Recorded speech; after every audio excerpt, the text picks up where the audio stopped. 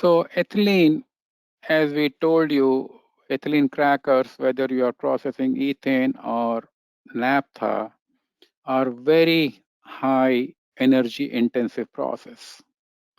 And you're almost processing absorbed duty is almost like 2.7 million BTU per 1,000 pounds of feed in case of ethane and 2.2 million BTU per 1,000 pound of feed in case of naphtha. And for a million pounds per annum cracker, you are looking at almost a heat duty of 909 million BTUs per hour. And similarly, in case of naphtha, it's even 30% higher for the same capacity, 1.227. So now the question is, how are we providing this energy? We have been talking about cracking, endothermic reaction, and how are we providing the energy? And the answer comes from the firing of the fuel, firing the fuel gas or liquid fuels, naphtha, like in your furnaces, because combustion is the only process which generates hot enough flue gases where we can transfer the heat from the flue gases to the coil or to this feed inside, which is inside the coil, because we are looking at 1500 degrees F temperature. So that's typically we can achieve only by hot flue gases. So we are firing fuel. So let's look at the heat requirement. So basically the heat requirement can be split into three portions. The first is you want to heat the feedstock up to the reaction temperature, and you're doing it mostly in the partially in the convection section and partially in the radiant section. So you typically crossover temperature is around 1100 degrees F. So you want to heat the feed, which may be coming at 100, 200, 300 degrees, all the way to 1100 degrees. You also have to heat the steam, what you are putting in this one. And then you want to heat the feedstock to the reaction temperature, which typically starts at around 1300 degrees F. You want to start, you see in the reaction, and then it comes the endothermic heat of cracking, actually. So that is the reaction heat. So that we have to provide before we get out the product. And if you are processing naphtha, then you had to vaporize the naphtha. So that is another heat needed, actually, which is latent heat of vaporization. So you can see ethylene cracking is a highly energy intensive operation. Ethane has the highest endothermic heat of cracking at 1150 kilocalories per kg. So we need to provide a lot of heat.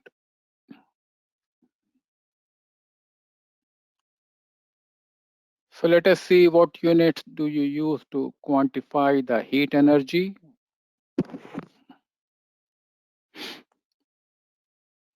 Different parts of the world are using different systems. So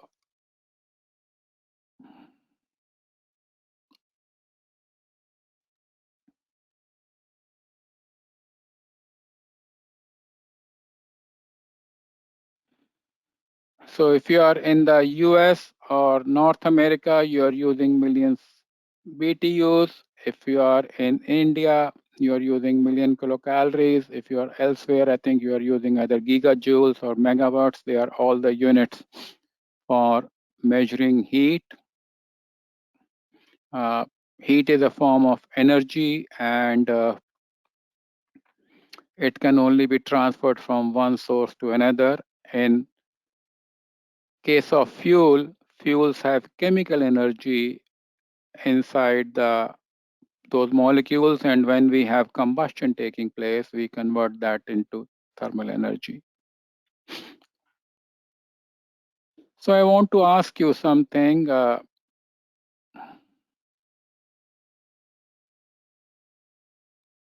Okay, I think we.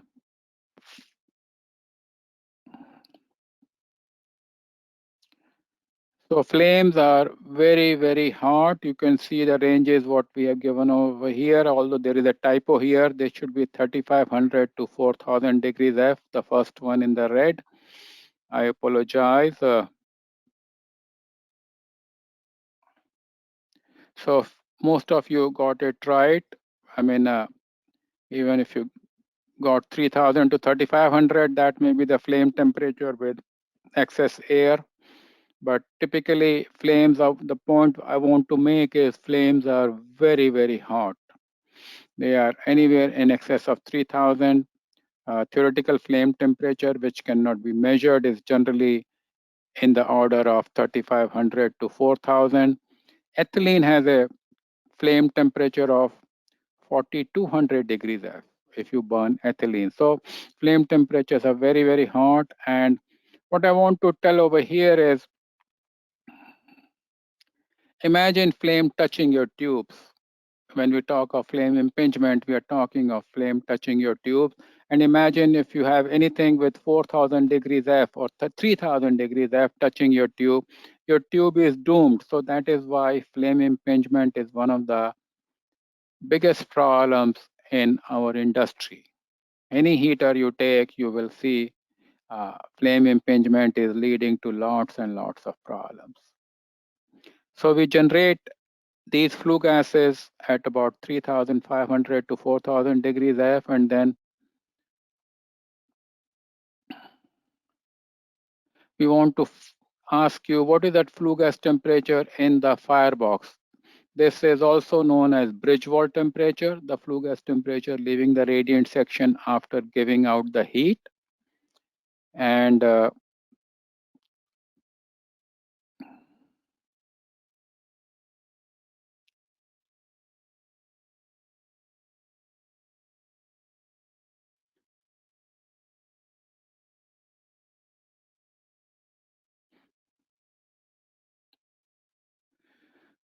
so typically, if you have a high severity furnace or low residence time furnace, you will be in the range of 2,000 to 2,200 degrees. If you have a lower one, it could be in the range of 1,800 to 2,000 degrees. You know, uh, typically the flue gas temperature is very, very hot. First thing is it has to be higher than the tube metal temperature in the radiant section or the flue gas, I mean the feed outlet temperature, which could be around 1,600 degrees F.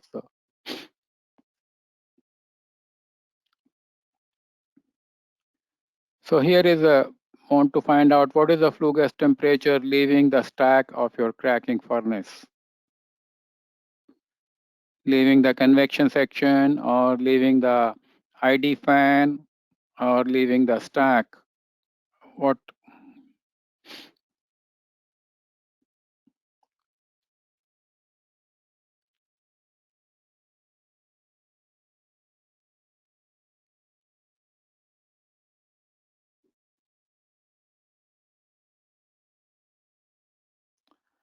well, most of the people have their 40% of the people have very high efficiency furnace, which is almost like state of the art between 250 to 300. Those are the high efficiencies. People who have got more than 600 degrees need help. They can contact us. We can improve their efficiency. Even with people with 400 to 600, it looks like there is a scope for improving the efficiency of the furnaces.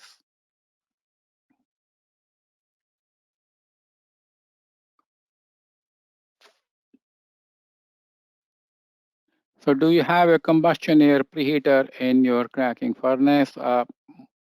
Most of the people don't have it, but it could be something nice to have, as a combustion air preheater improves the flame patterns in the furnaces.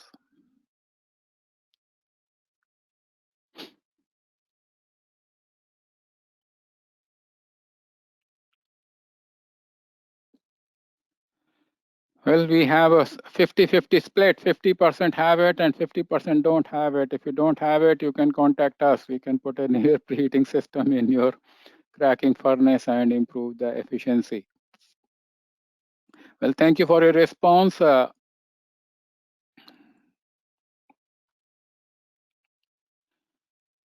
Typically, the modern furnaces or the current design, or most of the ethylene furnaces have this design which has been used in the industry for last 30-40 years, which is pretty much like they build furnaces in a pair.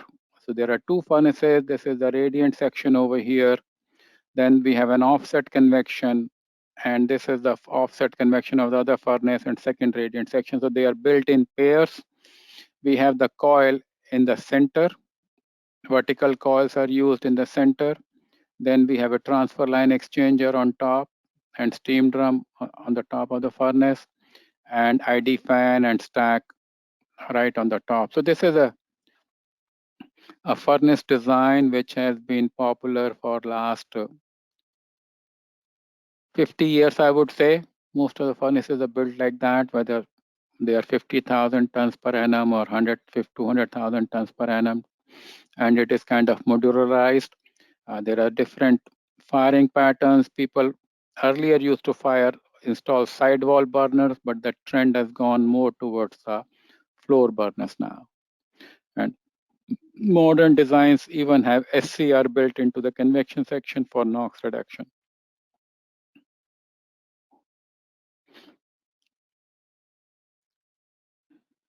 So when we talk of ethylene cracking furnaces, which side controls the heat transfer?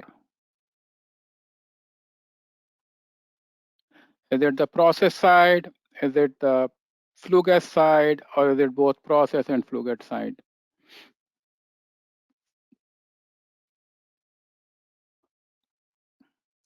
So most of you got it right, majority got it right. In all fired heaters, not just cracking fired heaters, it is the flue gas side which is controlling the heat transfer. And that is why the flue gas becomes very, very important. The fuel becomes very important. The burners become important. The convection section becomes important, because that's where the heat transfer is being controlled. And the reason flue gas is controlling is it is the heat transfer coefficient, the side which has a lower heat transfer coefficient, controls the heat transfer overall. So flue gas side heat transfer coefficients are much lower as compared to the fluid side heat transfer coefficients. So that is why flue gas side is always controlling, and it's pretty important. That's why it is important.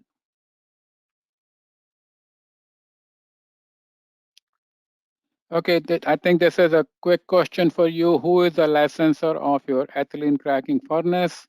Uh,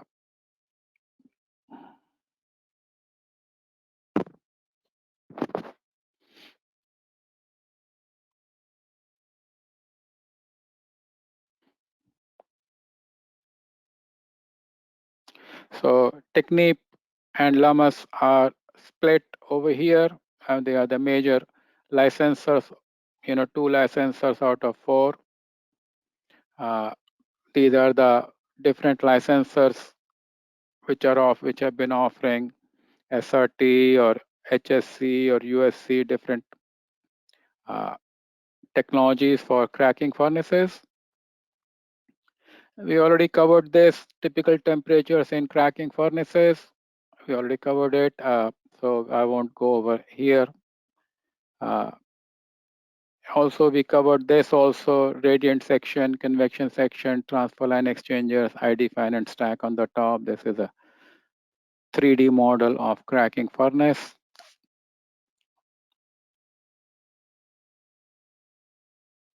Now, when you look at the heat duty part of it, we covered it actually. So if you look at it in any furnace, 30% of the heat duty is going into the reaction, endothermic heat of reaction.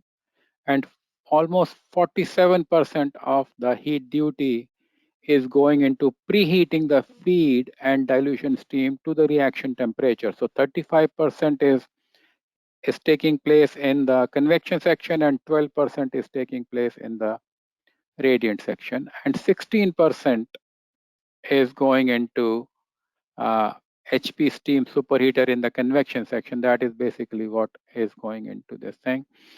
New furnaces, typical efficiency could be anywhere between 93 to 95%. Heat loss is about anywhere between 1.5%, and stack heat losses are typically about 5%.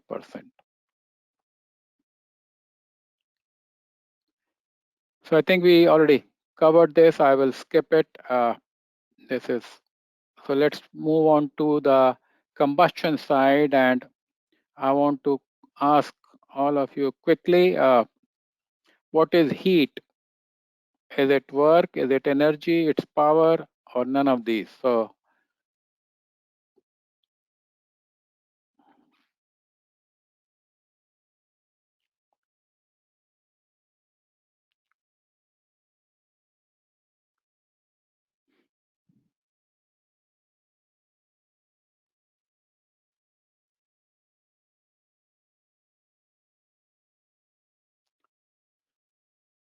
I think I gave a little bit more time for this answer. Uh,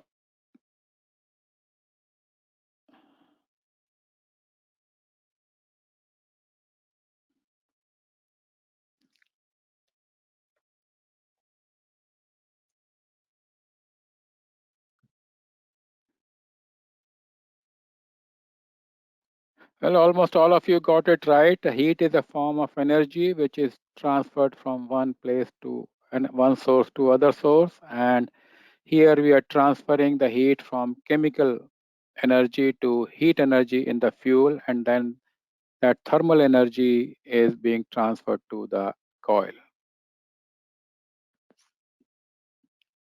So again, a quick question for you. What type of reaction is combustion reaction? Is it an endothermic reaction? Is it an exothermic reaction? Is it autocatalytic or photochemical?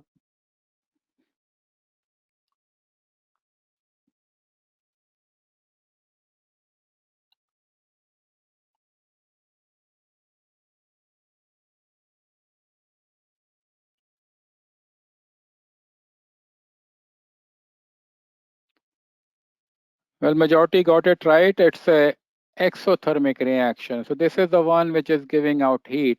Cracking reaction is an endothermic reaction which is needing heat. So combustion reaction is an exothermic reaction, gives out heat.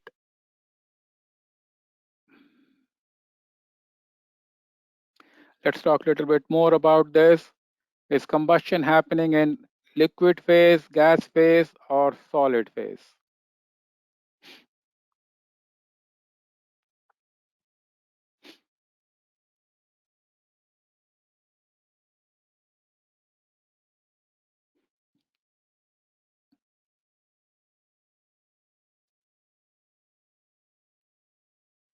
So we have all three types of fuels, but hey, almost all of you got it right. Actually, I don't have to explain anything. I mean, combustion is a gas phase reaction irrespective of the type of fuel, whether you are having liquid fuel, solid fuel, or gaseous fuels. Combustion is a gas phase reaction. Thank you very much. Uh, the combustion process is usually accompanied by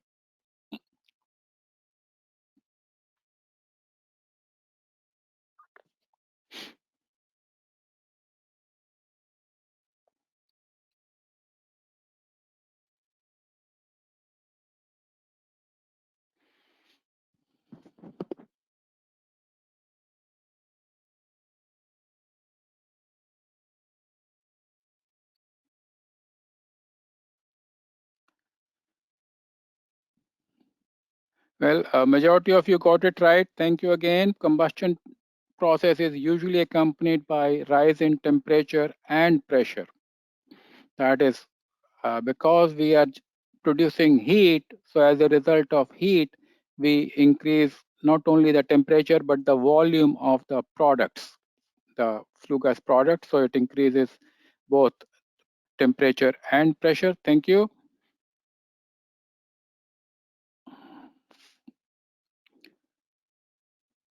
True or false? Combustion is a chemical reaction between fuel and oxygen producing heat.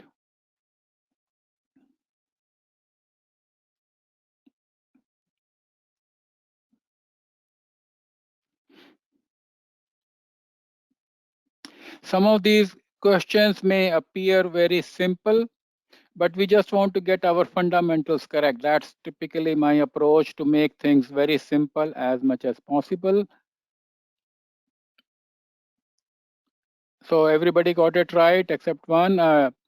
It's a chemical reaction between fuel and oxygen producing heat. So combustion requires following.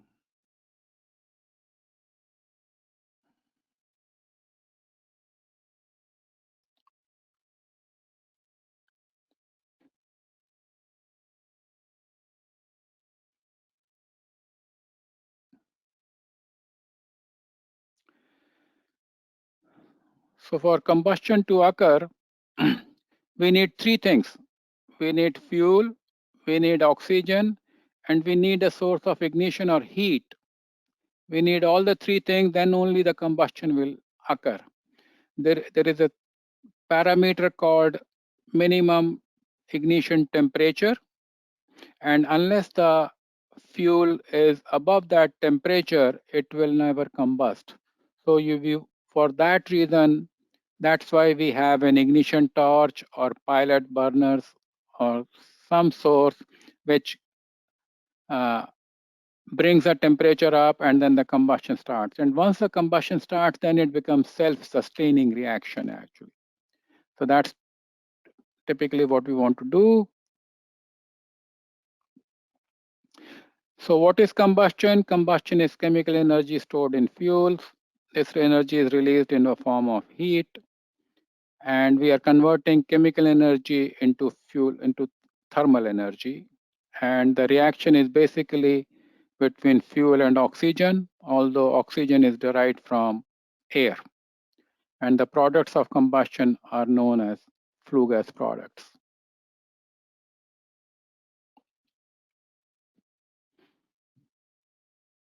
What type of reaction is combustion? Is it reversible? Can we go back? Or it is irreversible?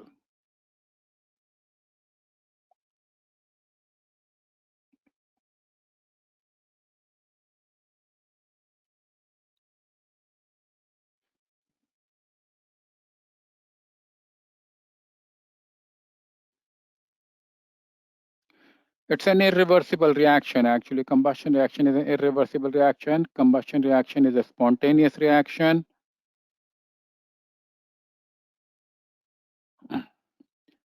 Reaction time is very, very fast, could be 0.1 second to 0.2, 0.5 in case of liquid fuels. But reaction is very, very fast, spontaneous reaction. Combustion fuel contains carbon, hydrogen, and very low amount of sulfur, and oxygen is coming from air. That's typically how we get it. How much oxygen is?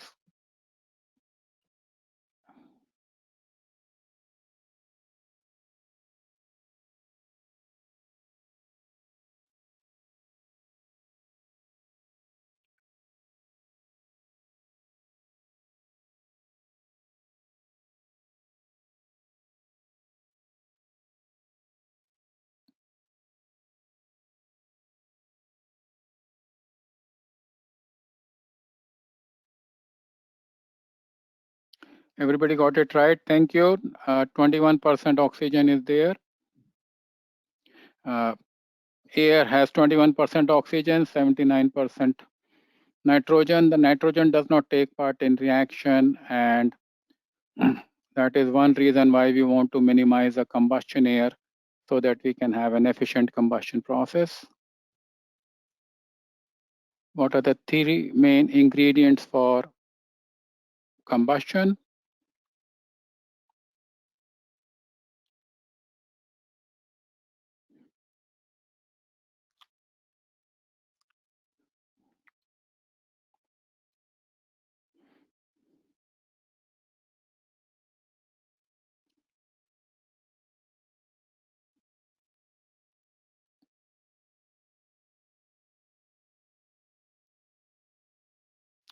Well, everybody got it right, fuel, oxygen, and heat.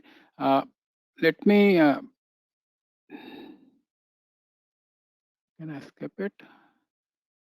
Let me skip some of these questions. I think we are reaching the end of our time. So I want to skip and give time to all of you to, if you guys have any questions, please send your questions to us.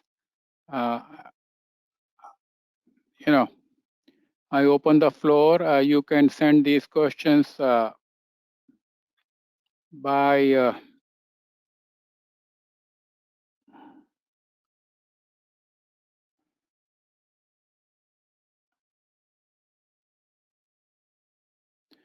so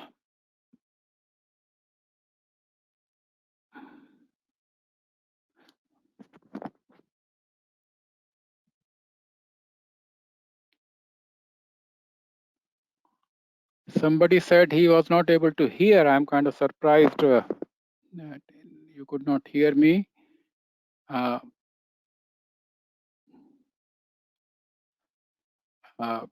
but other than that, I think I will keep on answering these questions. I have 3 questions on your feedback. If you can get back to me, does this webinar match your goals? Where did you?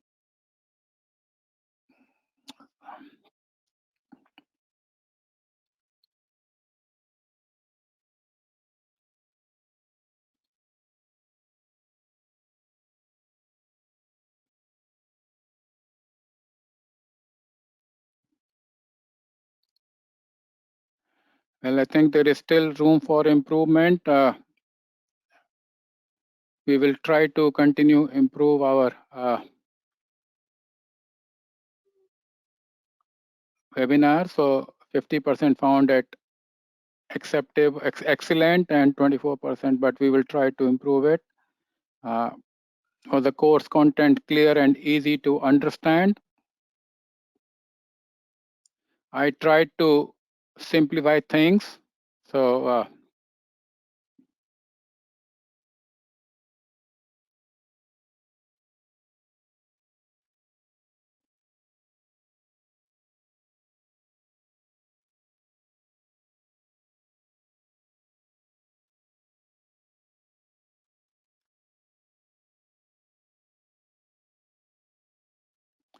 well, thank you very much. I think we got a good response.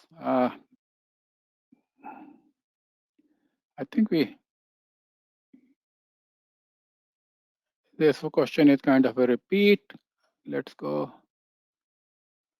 Let's go to the last question. Did I pass or fail? I'm always scared.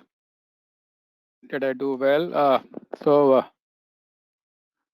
how was my presentation skills? Were you able to hear me? Were you able to understand me? Was my diction clear?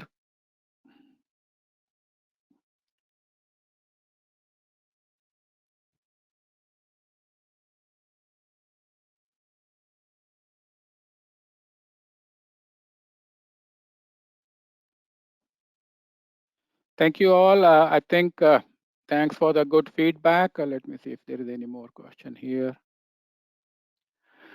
So thank you all for coming, spending your time with us, and hopefully you would have learned something. I will answer some of your questions separately. We didn't get time, but please look forward to our other webinars as well.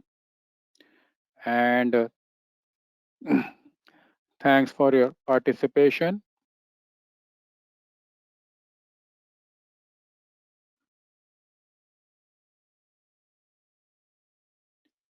So I will end this presentation. Please send us your questions and get back to us. Thank you.